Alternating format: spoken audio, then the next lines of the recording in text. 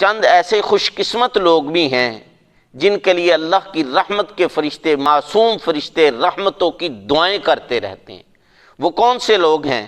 Number 1، صحیح بخاری کی روایت ہے، آقا دو جہاں صلی اللہ علیہ وآلہ وسلم نے ارشاد فرمایا، وہ جو با جماعت نماز کا انتظار کرنے والے لوگ ہیں ان کے لیے بھی اللہ کی رحمت کے فرشتے دعا کرتے رہتے ہیں۔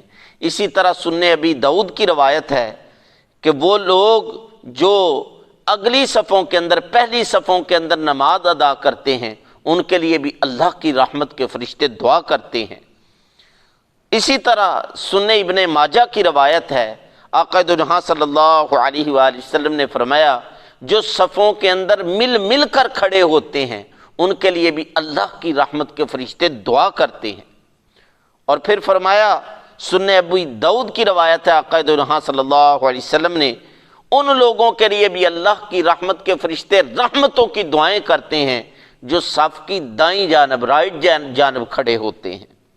اور پھر آقا دو جہاں صلی اللہ علیہ وسلم نے فرمایا، سنن ابی داؤد کی روایت ہے، ان لوگوں کے لیے بھی اللہ کی رحمت کے فرشتے رحمتوں کی دعا کرتے ہیں جو نماز سے فارغ ہو کر مصلی پر، جائے نماز پر بیٹھے رہتے ہیں۔ جب تک وہ بیٹھے رہتے ہیں اس وقت تک اللہ کی رحمت کے فرشتے ان کے لیے دعائیں کرتے رہتے ہیں، یہاں تک کہ وہ اٹھ جائیں یا بے وضو ہو جائیں۔ تو کوشش کریں یہ سارے کام، یہ نماز کے متعلق ہے، نماز پڑھنی ہو مسجد کے اندر تھوڑا سا پہلے چلے جائیں، فرشتے ہمارے لیے رحمت کی دعا کریں گے۔ نماز پڑھنے کے لیے مسجد میں جا رہے ہیں، اگلی صفوں میں جا کر پڑھیں، اور پھر کوشش کریں کہ دائیں جانب کھڑے ہوں، اور پھر مل مل کر کھڑے ہوں، اور تیسرا جب نماز ہو جائے تو تھوڑی دیر کے لیے بیٹھ جایا کریں۔ یہ سارے کام، چند کام ایسے ہیں، ہم اللہ کے فرشتے جو معصوم فرشتے ہیں ان کی دعاؤں کے اندر شامل ہو جائیں گے۔ خوش قسمت لوگوں کے لیے رحمت کی دعائیں کرتے ہیں، ہم ان دعاؤں کے اندر شامل ہو جائیں گے۔ اسی طرح آقا دو جہاں صلی اللہ علیہ وسلم نے فرمایا، سنن ترمذی کی روایت ہے کہ ان کے لیے بھی اللہ کی رحمت کے فرشتے رحمتوں کی دعائیں کرتے ہیں جو لوگوں کو خیر اور بلائی کی تعلیم دیتے ہیں۔ اور اسی طریقے سے سنن ترمذی کی روایت ہے، آقا دو جہاں صلی اللہ علیہ وسلم نے فرمایا، ان لوگوں کے لیے بھی اللہ کی رحمت کے فرشتے دعائیں کرتے رہتے ہیں جو مریضوں کی، بیماروں کی عیادت کرنے کے لیے چلے جاتے ہیں۔